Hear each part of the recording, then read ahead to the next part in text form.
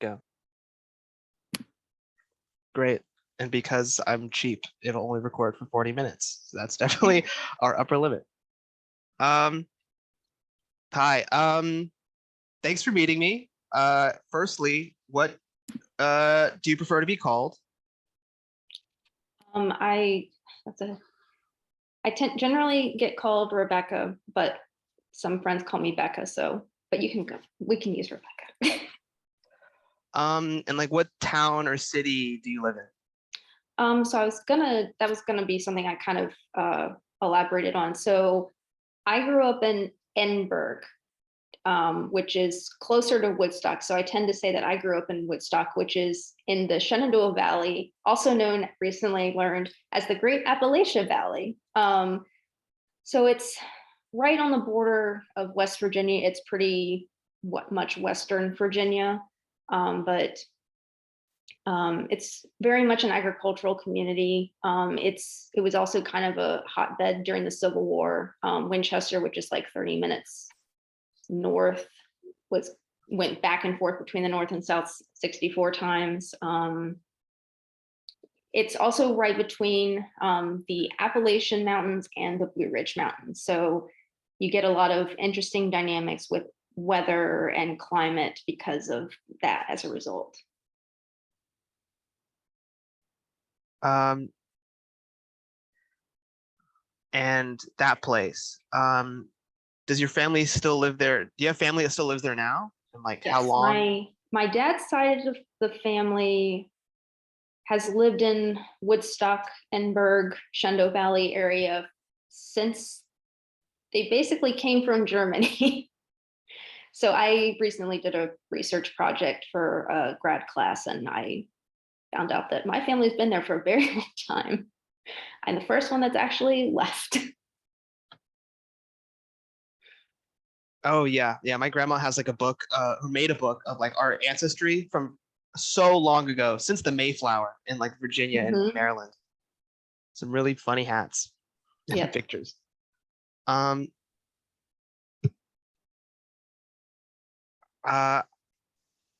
Would you, so I mean, are you familiar with what that area is like now? Yes, I mean, I got back to visit my family pretty frequently. I mean, and I lived there until I graduated college. So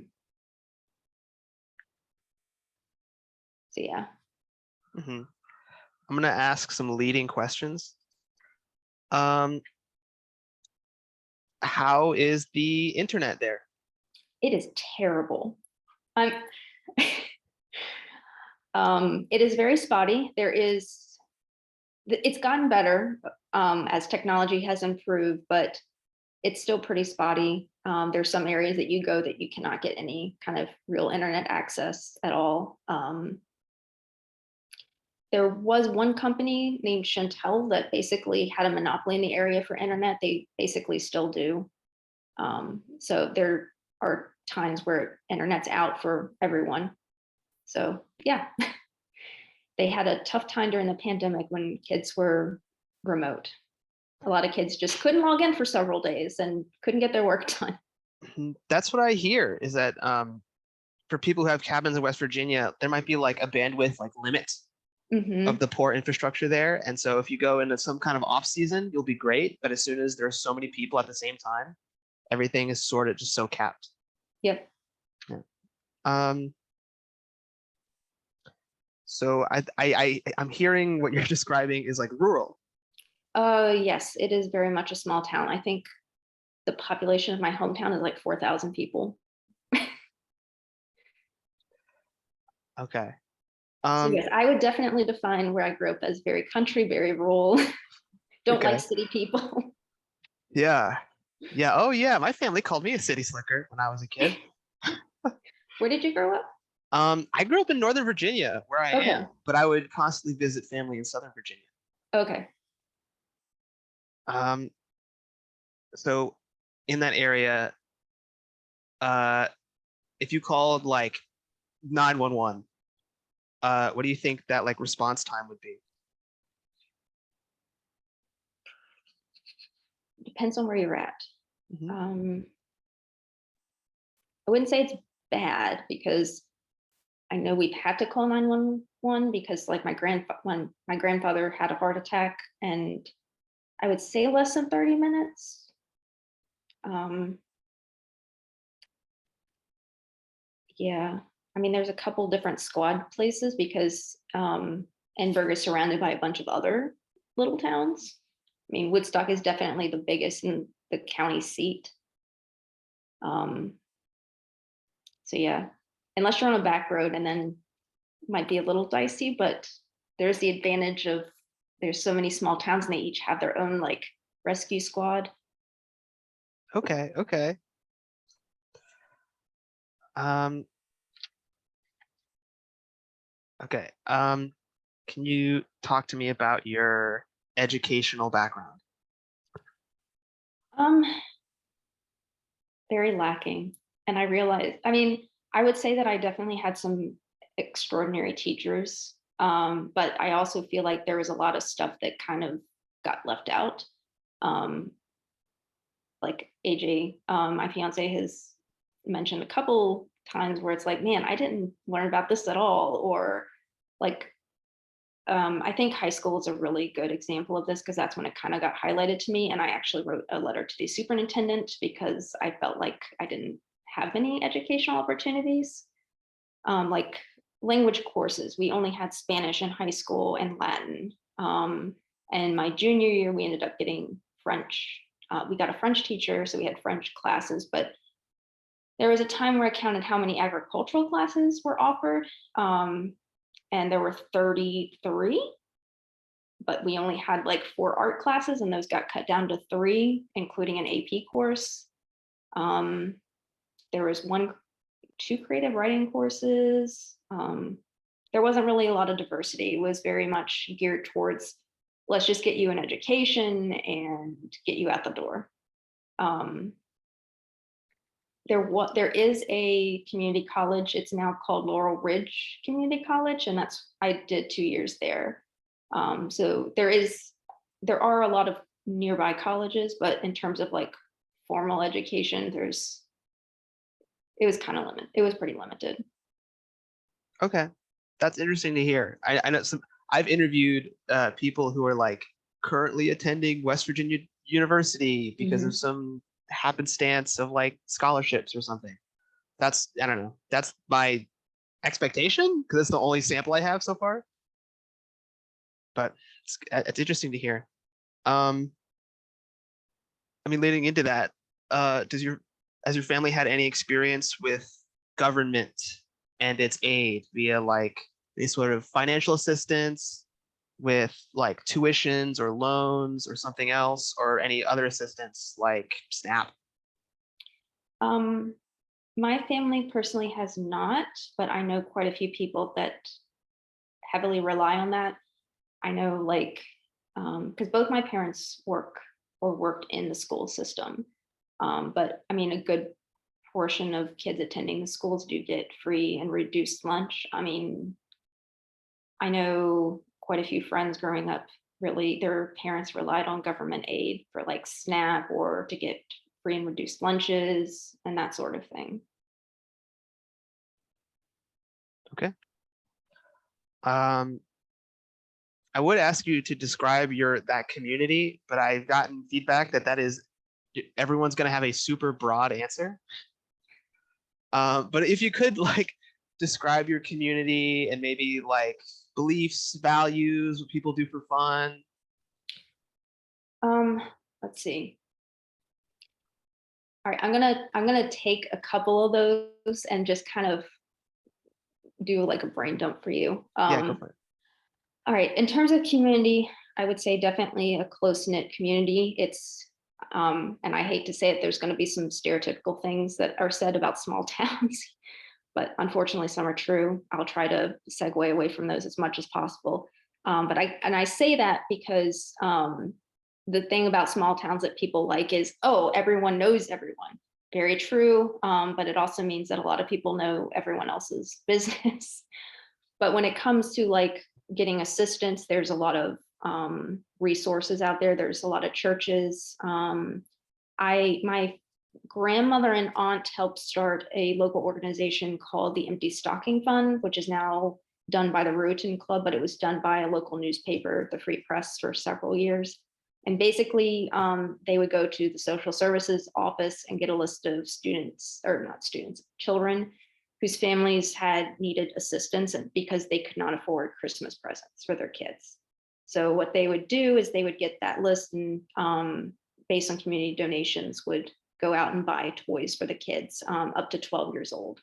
And they would get a monetary amount based on their age. My grandma also would hand make stockings for all of these kids. The numbers dramatically rose to the point where they had to cut it off because there were so many kids in need in the area. And it was like 560, and then it got up to 600, and then there were a lot of kids in need. So in terms of community, there's a lot of resources out there, but there are, I'm going to segue to some other things like jobs. There's not really a lot of good paying jobs in the area. So that's where you start encountering a lot of poverty. But also with community, there's a lot of community events. Like I have a lot of fond memories growing up with, like, there's a lot of carnivals. The state fair is a big deal. There's always different events happening in the community. People who have kids are usually pretty active in the school community, like doing different festivals and going to visit their kids on like special event days. Performances in schools like musicals or concerts are very popular. Any kind of local organization that does events like bingo. I mean, just general events are usually pretty well attended. There's like a Ruritan Club. The Edinburgh Old Time Festival is a big thing that's been going on for 35 years, I think. And then religion is also a big thing. There's a ton of churches. Most people, I would say, attend church. Let's see, what else? It's also changed a lot since when I was a kid, and a lot of this has to do with I guess just the changing times. Like when I was growing up, there were a lot of mom and pop shops. And then we started getting more big box stores. Like Walmart coming into Woodstock was a huge deal because there was one in Harrisonburg and Winchester, which were like 30 minutes each direction. And that put a lot of small shops out of business. But generally, if people want to go shopping, even now, they have to go like 30 plus minutes down the road to see actual clothing stores, unless they go to like, yeah, there's none actually anymore. They've all closed. So, and we got a Lowe's and a Tractor Supply, which are also big deals. And we got a Starbucks recently. So yeah, they're starting to catch up with the times, but yeah. A lot of resources aren't really easily acquired. Like being able to shop for things online has definitely helped.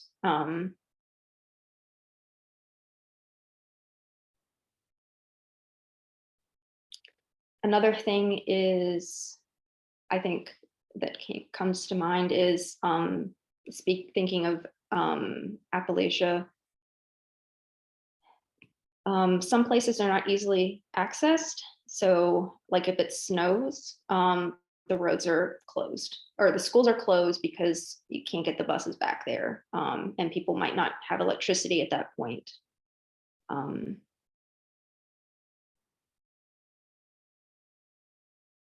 Yeah. I'll pause because I know there was a lot of information. I was kind of jumping around. No, that's really good stuff. So is there like a big magic community there? No? Okay. No. Oh, yeah, that was, I was going to make a joke that what do people do for fun? If they're not doing a community event, they're hanging out at the Walmart parking lot in their trucks. Yeah, I see that on TikTok. I think that's a big like teenager thing to do when Yep. don't want to spend money and you don't want to, you can't go to anyone's house. Is like, Yeah. I guess we have to like sit somewhere public. Mm-hmm. Yeah, that was me 5 years ago. Yeah, I mean, what I did for fun is probably different than what a lot of people back when I was growing up. Like my friends and I were huge gamers. We watched anime and everything else, and of course that's why we were the unpopular kid. I don't know what else everyone else did for fun, but Mhm. I think you touched on it a little bit, but I mean, have you seen any changes in the in that community in the whole time that your family has lived there, like since birth, maybe, like socially, politically, economically? You touched on some. I think a lot of those things have remained pretty stagnant. I mean, economically, it's pretty much the same. Having to go to the city to get a lot of things. There are grocery stores, like there's a Walmart, there's a Food Lion, a lot of farmers market. It is a very big agricultural community, so a lot of people grow their own food, or at least do some kind of part of it. Like, I mean, I should have said this earlier, but my dad is a farmer, so grew up very much engrossed in that. He still is a farmer, but farming does not pay well. So most farmers you see have a second full-time job. Like my dad is a janitor at the local high school, and he's a full-time farmer. My brother is also a farmer, but he also does a lot of other jobs like wood cutting. He has his own lawn mowing business, that sort of thing. Um, yeah, it can be hard to find a job there. And what jobs are there usually don't pay very well. Um, Socially, I guess it's pretty much remained the same. I can't really think of anything significant that's changed. I mean, if I go back now, I mean, I feel like I'm just kind of stepping back in time. I think the only big changes that you see are really there are more city people moving out there because it's cheaper, but that has also caused a lot of price fluctuation in terms of housing. Sometimes people can't afford housing there. So you see people who are homeless, or there's a lot of people living in mobile homes because that's the most affordable thing. Yeah, I mean, nothing really has changed. They got a Starbucks, and that's a big deal. But most people who want to have fun or have access to other things, they head to the city. And Winchester and Harrisonburg are not cities. Cities are Arlington. And it's funny, every time I bring family or friends who live in the area up here, they're panicking like, there's 10 roads. What do I do? How do I get through here? I mean, even seeing 4 lanes, like in Gainesville, kind of makes them panic because, yes, one stoplight town, that box can be checked. Most roads are 1 lane. They might be 2 where you can pass other cars. So, and there's also a lot of abandoned buildings. Okay. Okay, thank you. Uh, yeah, even Gainesville's feeling some effects, right? I went to Gainesville, and then there's like a keep data centers out of Gainesville sign because they're really scared of data centers. I think gentrifying their area, which I thought was a city thing. Um, is there personally like a topic in the news that you think is not being covered? Sorry, is there a topic that you think is not being covered in the news that maybe should be covered? About Appalachia? Yeah.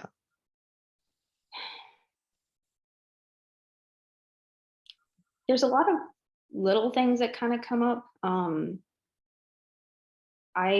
For my job, I do software testing and I work on a help desk, provide technical assistance. And recently I had a conversation with someone about like internet access in rural communities. And I think something that's not really being covered is just the lack of resources out that way. And just they kind of get pushed to the side and forgotten, or I just don't think people are really aware of rural communities.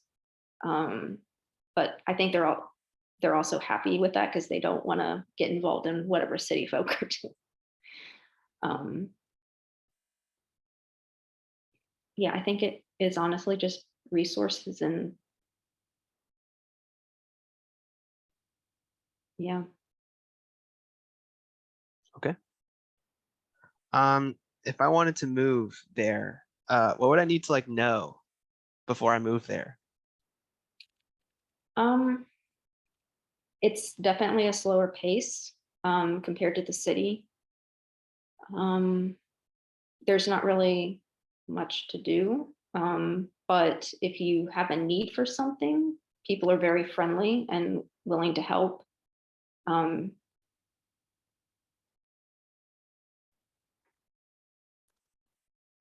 I think the big thing is just it's an adjustment in terms of like the way of life.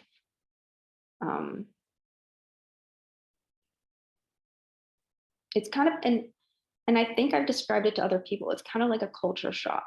It's like you're entering into another country almost, because once you pass over into where I grew up, it's much less developed.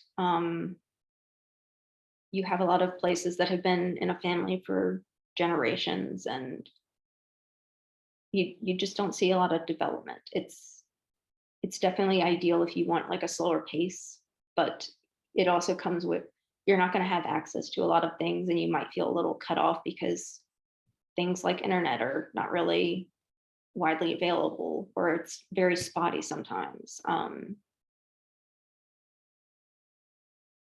Yeah, it's just very culturally different, and it takes some time to get used to. Yeah, I've heard that. I think someone said like their wife is like from China, so to be dependent on cars and not trains, like they felt stranded. And I was like, oh, yeah, we Oh don't have yeah, trains. if you don't have a car, you're gonna have trouble getting around. You can walk. Okay, I'm gonna have to throw in some suggested questions. Yeah, personally, do you have money saved? Yes. Okay. Is it a lot? It depends on your perspective. I don't know. Okay, the way I think I phrased it was like how many paychecks worth, I think is a unit people might relate to. I'd be comfortable for at least a year if I was in dire straits. If I was living back in my hometown, then I would probably be living paycheck to paycheck, like most people there.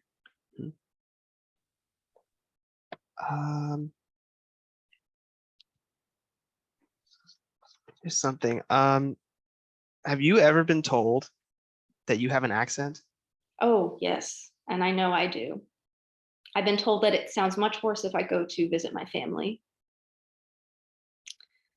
I've slowly kind of lost it being in the city, but I still have my own little twangs.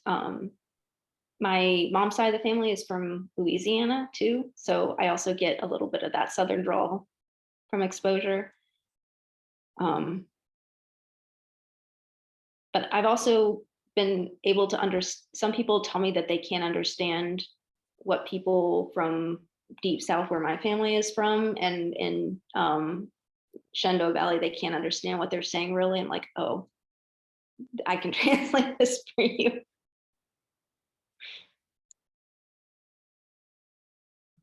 Yeah, I feel that.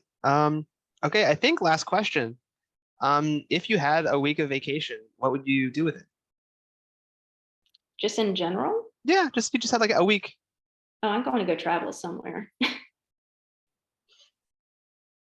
Okay, good answer. Me too, honestly. I think if someone was like, I want to go on a road trip, and I'm like, that sounds really good. Oh, yeah. Road trips are fantastic. I did a road trip for a week up to Canada, and it was awesome. Ooh, that sounds like so long. Like I've just driving along Virginia, so many hours. I have friends who've driven down to Florida for school, and that's inhuman amount of hours. Driving horizontally across America sounds impossible, but it's a good week. Yeah, my family does not fly. So whenever we would go to visit family in Louisiana, we would drive over 2 days. My mom was very stubborn, and she decided to drive straight to Florida. We left at 4 o'clock in the morning and got there at 8 o'clock at night. It was awful. Wait, that's a lot of hours. Yeah, it was 18 hours. Wow, yeah. Oh, and she would not trade with anybody. She insisted on driving the whole way herself. Oh, wow. Okay. But I've done the same thing, so I have no room to talk. I was up in Vermont and got some bad news about a family member, and I drove all the way back to Virginia in the same day. Wait, I'm so bad at geography. That's Northeast, right? Yeah. Yep. Yeah, I'll take your word for it that it's far. I'm so bad at geography. It was only an 11-hour drive. Oh, yeah. Okay. I can stop recording.